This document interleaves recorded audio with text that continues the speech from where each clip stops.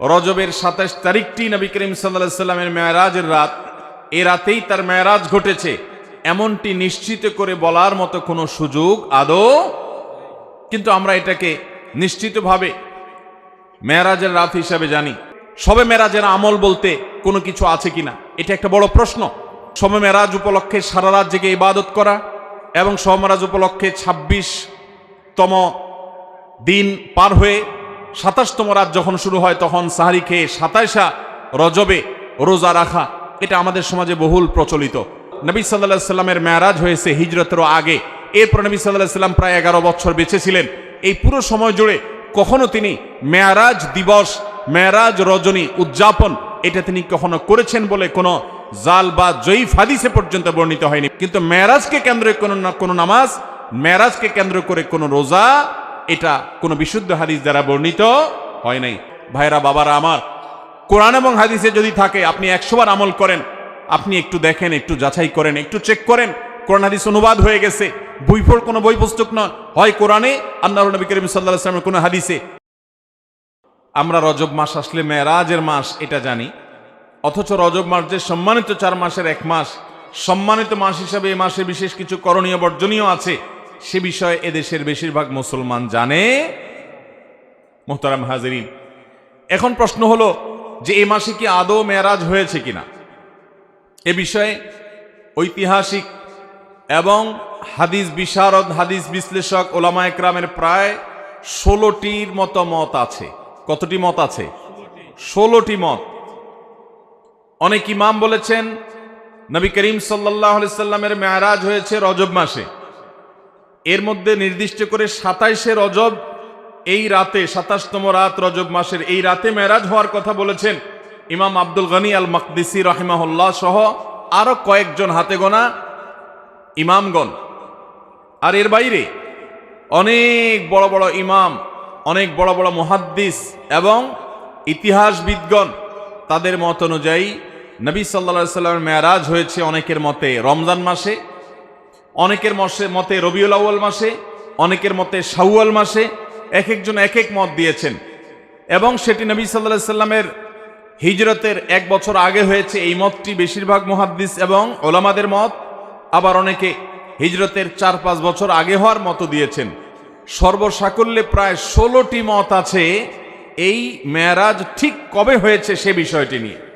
তাহলে এখান থেকে বোঝা গেল রজবের ২৭ তারিখটি নবী করিম সাল্লাল্লাহু আলাইহি সাল্লামের মেরাজের রাত।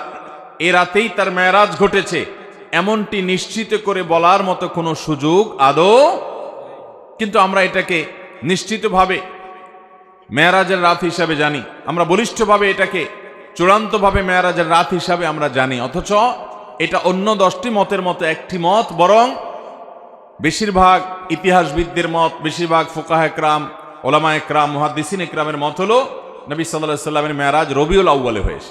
যাই হোক, এটি একটা ঐতিহাসিক বিষয়। তার মেরাজ হয়েছে এটা সত্য, কোন মাসে হয়েছে, কোন তারিখে হয়েছে, সেটা নিয়ে ইতিহাসবিদদের মধ্যে মত পার্থক্য আছে।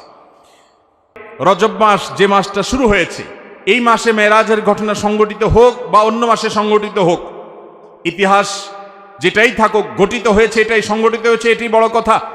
তারপরও এই মাসের বিশেষ করণীয় আছে, বেশিরভাগ মুসলমানরা আমরা জানি না। এ মাসটা সম্মানিত ৪ মাসের একটি মাস। আল্লাহ রাব্বুল আলামিন এ মাসকে সম্মান দিয়েছেন। সম্মানিত ৪ মাসের বাকি 3 মাস কোনটা? বাকি 3টা ধারাবাহিক মাস, সালাসুন মুতাওয়ালিয়াত, 3টা ধারাবাহিক মাস।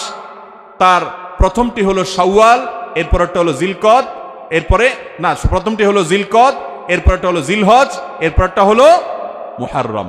জিলকদ, জিলহজ, মুহররম 3টা ধারাবাহিক মাস। আর রজব ও মুদর আল্লাযী বাইনা জুমাদা ওয়া শাবান, আর রজব মাস যেটা এখন আমরা পার করছি, বাংলাদেশের বেশিরভাগ মুসলমানরা রজব মাস 2, 4, 5 দিন, 10 দিন, 20 দিন, এমনকি গোটা মাস শেষ হয়ে যায়, জানেও না যে আগের মাস জুমাদা সানিয়া মাসের সাথে এই মাসের একটা পার্থক্য আছে। আগের মাসটা সাধারণ জেনারেল মাস, কিন্তু এটা সম্মানিত মাস। কোরআন যাকে বিশেষ মর্যাদাপূর্ণ মাস ঘোষণা করে দিয়েছে, আমরা অনেকে জানিও না রজব মাস কখন আসে, কখন যায়, এই মাসের কি মর্যাদা আছে আমরা জানি না। আল্লাহ তাআলা কোরআনে কারীমে সূরা তওবায় বলেছেন, এই মাস যখন শুরু হয়, ফালা তাজলিমু ফিহিন্না আনফুসাকুম, অন্য সময় পাপাচার্য করা যাবেই না। সম্মানিত মাসের সম্মান রক্ষার্থে যে কোনো পাপ অপরাধের কাজ গুনাহের কাছ থেকে বাঁচার জন্য একটু বিশেষভাবে চেষ্টা করতে হবে। এই রজব মাসে যে কোনো পাপ করতে গিয়ে যদি আপনার বুক একবারও আপনার ভেতর থেকে যদি আপনাকে বাধা দেয়, তাহলে বুঝতে হবে আপনি এই মাসের সম্মান অন্তত জেনেছেন, অনুধাবন করেছেন।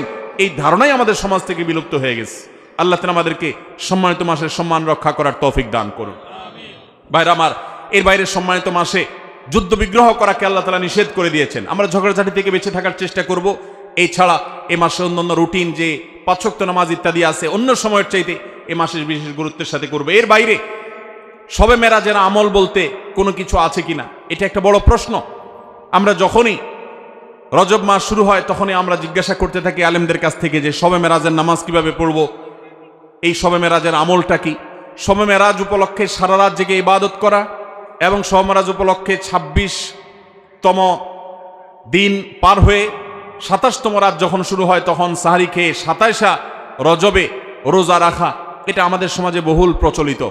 অথচ ভাইরা আমার, যেটা আমরা শুরুতে বলেছি, রজব মাসের 27 তারিখে নবী সাল্লাল্লাহু আলাইহি ওয়াসাল্লামের মেরাজ হয়েছে এমনটি নিশ্চিত কোনো বিষয় নয়। নবীজির মেরাজ হয়েছে সেটা মহাসত্য, সেটা চরম সত্য। সেটা কি রজবে হয়েছে, না জমাদাল, নাকি সেটা রবিউল আউয়ালে হয়েছে, নাকি রমাদানে হয়েছে, নাকি শাওয়ালে হয়েছে, 15-16টি মত আছে ইতিহাসবিদদের। যদি ধরেও নেই আমরা রজবের এই 27 তারিখেই হয়েছে, যেমন কোন কোন ইমামগণ বলেছেন, সে আলোকে যদি আমরা ধরেও নেই, তারপর আমরা বলবো নবী সাল্লাল্লাহু আলাইহি সাল্লামের মেরাজ হয়েছে হিজরতেরও আগে। এরপর নবী সাল্লাল্লাহু আলাইহি সাল্লাম প্রায় 11 বছর বেঁচে ছিলেন। এই পুরো সময় জুড়ে কখনো তিনি মেরাজ দিবস, মেরাজ রজনী উদযাপন এটা তিনি কখনো করেছেন বলে কোনো জাল বা জয়ীফ হাদিসে পর্যন্ত বর্ণিত হয়নি। বিধায় মেরাজের এই ঘটনার পুনরাবৃত্তি বা এই ইতিহাস, ওই তারিখটার পুনরাবৃত্তিকে আপনার কেন্দ্র করে প্রতি বছর একটা বিশেষ দিনকে শবে মেরাজ উদযাপন করা, রাতভর বিশেষভাবে ইবাদত করা, দিনভর বিশেষ গুরুত্ব দিয়ে রোজা রাখার কথা বিশুদ্ধ কোনো হাদিস দ্বারা প্রমাণিত নয়। আমরা শুধুমাত্র মেরাজের বিষয় থেকে শিক্ষা গ্রহণ করব, মেরাজ থেকে আনিত নামাজটা আমরা আদায় করব।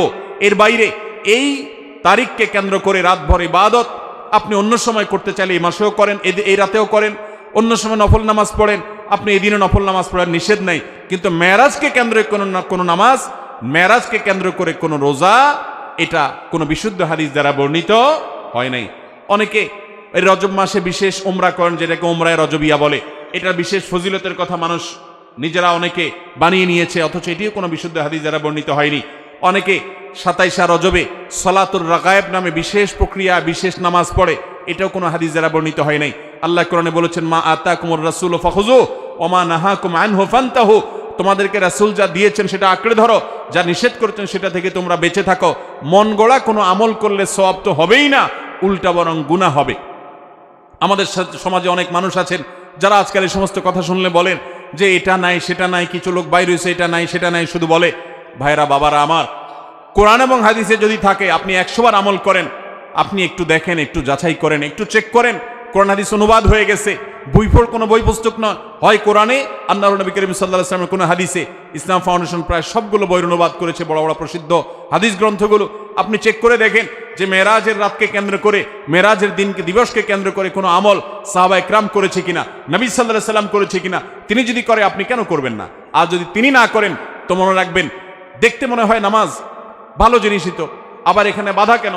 অনেকে বলেও যে রাত্রে মানুষ নামাজ পড়বে, চুরি তো করবে না, গান তো শুনবে না, তাহলে কিছু হুজুররা বাধা কেন দেয়? ভাইরা আমার, নামাজ আপনি পড়েন, এটাতে কোনো সমস্যা নেই, কিন্তু এই রাতে কোরআন হাদিসের নির্দেশ, ইসলামের নির্দেশ মনে করে যদি কোনো কাজ করেন, অথচ ইসলাম আপনাকে নির্দেশ করে নাই, তাহলে সেটা হলো মনগড়া আমল।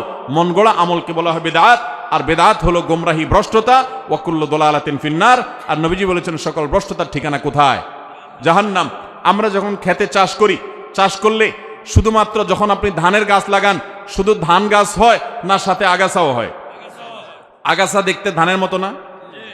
আমরা কি সে আগাছাগুলো রেখে দেই নাকি আস্তে আস্তে তুলে ফেলে দেই? যদি কেউ মনে করে আরে ধান গাছ তো অল্প একটু জায়গাত আছে, আগাছার জায়গায় হয়েছে, সমস্যা কি? এই বেচারাকে তুলে কেন মেরে ফেলতে হবে? থাকুক না, ধান গাছও থাকুক, ওইটাও থাকুক, তাহলে ধানের ফসলের ফলন ভালো হবে। আপনার ঈমান এবং আমলের ফলন যদি ভালো হতে হয়, তাহলে বিদআত এবং মনগড়া আমল এগুলো থেকে নিজেকে সরাতে হবে। আপনি এমনি নিজে থেকে নফল আমল করেন, সেটা ভিন্ন কথা, কিন্তু বিশেষ কোনো দিবসে কোরআন হাদিসে আছে বা ইসলামের নির্দেশ মনে করে, বিশেষ ফজিলত মনে করে যখন করবেন, তখন সেটা বিদআতে পর্যবসিত হবে। অতএব মেরাজ এটাকে উদযাপন নয়, আসুন মেরাজকে উপলব্ধি করার চেষ্টা করি। মেরাজকে ঘটা করে পালন করা নয়, বরং মেরাজের শিক্ষাগুলো দিয়ে আমাদের জীবনকে আমরা সাজাবার চেষ্টা করব তো ইনশাআল্লাহ। আল্লাহ রাব্বুল আলামিন আমাদের সবাইকে মেরাজের এই গুরুত্ব বুঝার তৌফিক দান করুন। এই মেরাজের অন্যতম বড় শিক্ষা হলো আমাদের প্রিয় নবী সাল্লাল্লাহু আলাইহি সাল্লামের মর্যাদা কত বেশি। এই মেরাজ থেকে আমরা উপলব্ধি করার সুযোগ পাই, কারণ তিনি তার হাবিবকে ডেকে নিয়ে গেছেন এবং অন্য নবীদের সাথে সাক্ষাৎ করিয়েছেন, নবী এবং রাসূলদের ইমামতি করিয়েছেন। এতগুলো বিষয় দিয়ে আল্লাহ তাআলা প্রমাণ করেছেন তার হাবিবের মর্যাদা কত বেশি। সেই সাথে মসজিদে আকসা এবং বাইতুল মাকদিসের যে মর্যাদা অনেক বেশি, সেটাও কিন্তু এই মেরাজের ঘটনা থেকে বোঝা যায় যে আল্লাহর হাবিবকে আল্লাহ তাআলা সেখানে প্রথমে নিয়ে গেছেন এবং বলেছেন কোরআনে যে তার চতুর্পাশে আল্লাহ তাআলা বারাকা দিয়েছেন। অতএব আমরা মেরাজের এই সকল শিক্ষাগুলো আমরা অর্জন করার চেষ্টা করব তো ইনশাআল্লাহ। এই শিক্ষাগুলো ধারণ করব তো আমরা ইনশাআল্লাহ।